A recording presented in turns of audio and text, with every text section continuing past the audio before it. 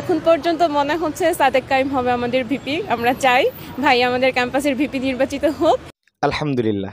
কারা কারা চান যে জামাত ইসলামের সমর্থিত যে প্রার্থীটি আছে আমাদের সাদিক কাইম ভাই, তিনি বিজয় লাভ করুক বা তিনি বিজয় লাভ করবেন?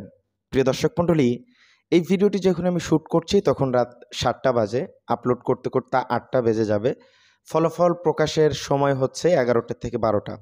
আমরা 11টা-12টার মধ্যেই জানতে পারবো আসলে কে বিজয়ী হয়েছে। কিন্তু আমার সাদিক কাইম ভাই জিতে গেছে এটা লেখার উদ্দেশ্য হচ্ছে, অধিকাংশ সোশ্যাল মিডিয়াতেই গুঞ্জন তৈরি হয়ে গেছে যে জামাতের কর্মী যিনি আছেন আমাদের সাদিক কাইম ভাই, তিনি বিজয় লাভ করেছেন। পিনাকি, ইলিয়াস সবাই তার পক্ষেই কথা বলতেছে। এখন আপনি কি মনে করেন যে আসলে জামাতের প্যানেল কি জিতবে কিনা একটু কমেন্ট করে জানাবেন।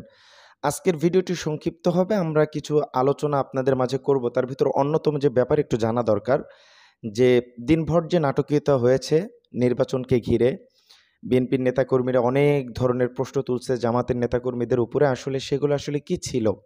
একটা ভিডিওতে দেখলাম এক শিক্ষিকার সাথে খারাপ ব্যবহার, তারপর একজন স্যারের সাথে খারাপ ব্যবহার ছাত্র দলের নেতাকর্মীরা করছে, কিন্তু জামাতের ক্ষেত্রে এরকমটা হয় নাই, আমরা দেখতে পারছি। এবং বিগত 16 বছর পর একটা সুষ্ঠু নির্বাচন বা শান্তিপূর্ণ নির্বাচন জনগণ দেখতে চেয়েছিল, সেটাও নাকি হয় না। আমাদের আবির ভাই বলছেন যে আমরা কাঙ্ক্ষিত নির্বাচন পাইনি, আবিদুল ইসলাম ভাই এটা বলছেন।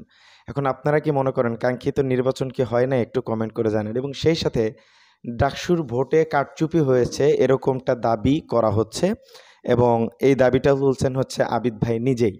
এবং সেই সাথে একটা ব্যাপার নিয়ে কথা হয়েছে, একটু জানেন, বিষয়গুলো ক্লিয়ার হবেন। যে একটা সিলমারে যেটাতে সেখানে আগের থেকেই জামাতের প্রার্থীদের উপরে টিকমার্ক করা ছিল, এটা একটা প্রশ্ন তুলছেন।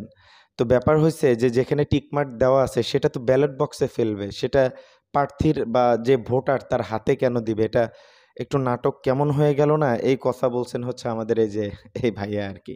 অবশ্যই কিন্তু যৌক্তিক কথা। এবং সেই সাথে আমাদের যিনি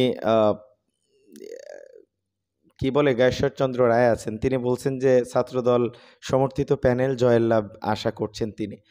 এই তো ডাকসু নির্বাচন অনেক ধরনের কথাবার্তা হয়েছে, কেউ নির্বাচন ছেড়ে চলে গেছে, কিন্তু ছাত্রদল এখনো সেরকমটা জানায় নেই। এবং রেজাল্টের পর কী হবে সেটা জানানো যাবে। এবং নেপালের যিনি প্রধানমন্ত্রী আছেন সে কিন্তু পদত্যাগ করছেন। জেনজি যুবকদের নেতৃত্বে দুদিন ধরে চলা ব্যাপক প্রতিবাদের পর এই পদত্যাগ করছেন। এবং প্রতিবাদ ছিল হচ্ছে দুর্নীতি, স্বাধীনতার উপর বিধিনিষেধ এবং পুলিশের দমনের বিরুদ্ধে নেপালে যে ব্যাপারটা ঘটছে। এবং সোমবার কাঠমান্ডুরে এই সংঘর্ষে নিহত অনেকগুলো ছাত্র জনতা আসলে মারা গেছেন। এবং সেই সাথে নেপালের রাষ্ট্রপতিও কিন্তু পদত্যাগ করছেন। সব মিলায়া নেপালের অবস্থা এখন মোটামুটি ঠান্ডা, ছাত্রদের দখলে সব কিছু। এবং ডাকসু ইস্যুতে শেষ মুহূর্তে ভারতীয় ষড়যন্ত্র রুখে দেবে শিক্ষার্থীরা, এরকমটা মনে করছেন অনেকেই। ভোট গণনা চলতেছে, সব কিছু একদম ক্লিয়ারভাবে দেখানো হচ্ছে। তো দেখা যাক, আমরা চাইবো যে শান্তিপূর্ণ নির্বাচন হয়েছে, এটার ফলাফল সকলেই মেনে নেবেন।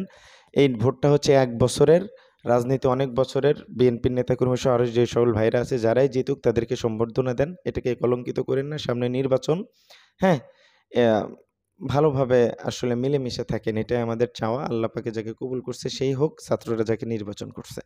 আজকের ভিডিও পর্যন্তই। 12টায় আপডেট পেতে একটু সাথে থাকেন, কে ভিপি হলো সেটা দেখতে পারবেন। অনেকের মতামতের ভিত্তিতে এটা লেখা হয়েছে, কেউ ভুলভাবে নেবেন না। ভালো থাকবেন সবাই, সুস্থ থাকবেন। আসসালামু আলাইকুম রহমতুল্লাহ বরকাতুহু।